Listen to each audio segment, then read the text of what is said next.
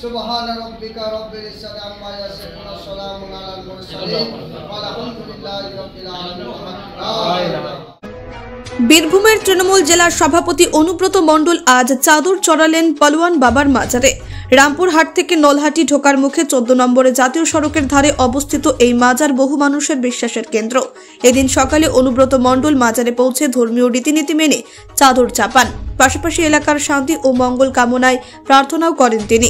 তবে রাজনৈতিক মহলে এই ঘটনাকে ঘিরে নানান জল্পনা শুরু হয়েছে। নির্বাচনের আগে সংখ্যালঘু ভোট ব্যাংকের দিকে নজর দিতেই কি এই সফর, নাকি নিছকই ব্যক্তিগত বিশ্বাসের জায়গা থেকে এই পুজো? তবে এসব বিতর্ককে গুরুত্ব না দিয়েই অনুব্রত মণ্ডল বলেন, আমি প্রতি বছর এখানে আসি মানুষের মঙ্গল কামনায় আমার মূল উদ্দেশ্য। রাজনীতির খোঁজার কিছু নেই। স্থানীয় বাসিন্দাদের অনেকেই এই মাজারের প্রতি গভীর আস্থা রাখেন। তারা মনে করেন পালোয়ান বাবার আশীর্বাদেই এই এলাকা শান্তিতে থাকে। Bureau report, Bangla digital TV.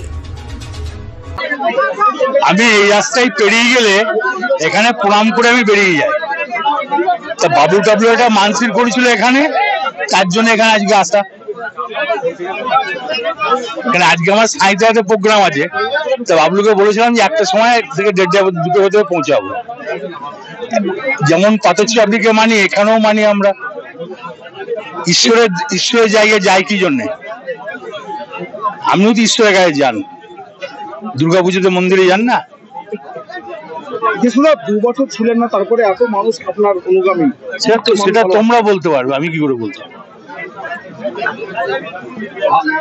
বিভিন্ন জায়গা দেখা যাচ্ছে যেখানেই যাচ্ছেন আপনাকে সেখানে এত সমাগম, এত ভালোবাসার টানটা কিসের জন্য?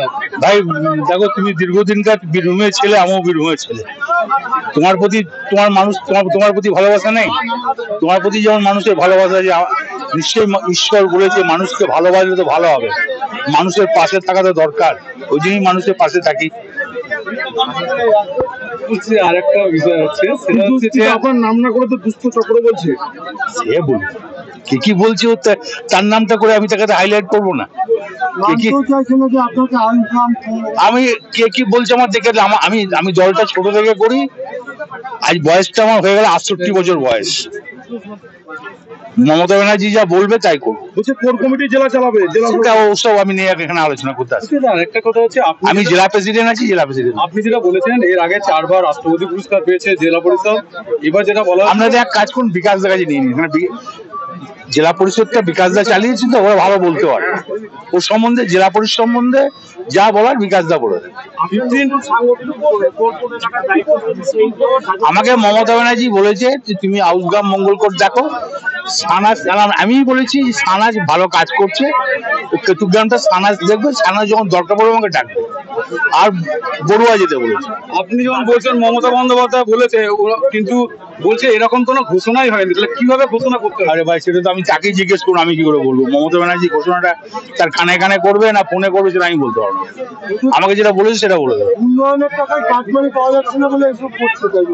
ও কি বলছে আমার দেখে লাভ নেই। আমি জীবনে কাটমানি খাই না। আমি চাই উন্নয়ন হোক, রেভিনিউ বাড়ুক, সরকারের রেভিনিউ আরো বাড়তে হবে। ডিএমকেও বলেছি, বারবার বলেছি সরকারের রেভিনিউ বাড়ান। আগামী দিন কি জেলা পরিষদের সেটা তো না, কাগজ না দেখে আমি কি করে বলবো? 11তম স্থানে চলে গেল। 11তম কোন ডিপার্টমেন্ট? তো একটা নয়, বহু ডিপার্টমেন্ট। সেটাও দেখতে হবে 11 নম্বরে কোন ডিপার্টমেন্টে গিয়েছে। জেলা পরিষদে অনেক টাকা ছিল, সেটা বিকাশ দা বলতে হবে, কত ছিল আর কত খরচ হয়েছে সেটা বিকাশ দা বলতে হবে। আগামী দিনে কি জেলা পরিষদ কোনো পরিবর্তন হতে যাচ্ছে? ওই ধরনের কোনো চিন্তা ভাবনা তো নাই। করবো কেন? আমি তো কোনো করি নাই। 10 বছর বিকাশ দা চালিয়েছে, কোনো চেঞ্জ হয়েছে নাকি? বলছি এর আগে পঞ্চায়েত নির্বাচন, লোকসভা নির্বাচন হলো, পুলিশকে মারধর হয়নি, কোনো কিছু করেনি।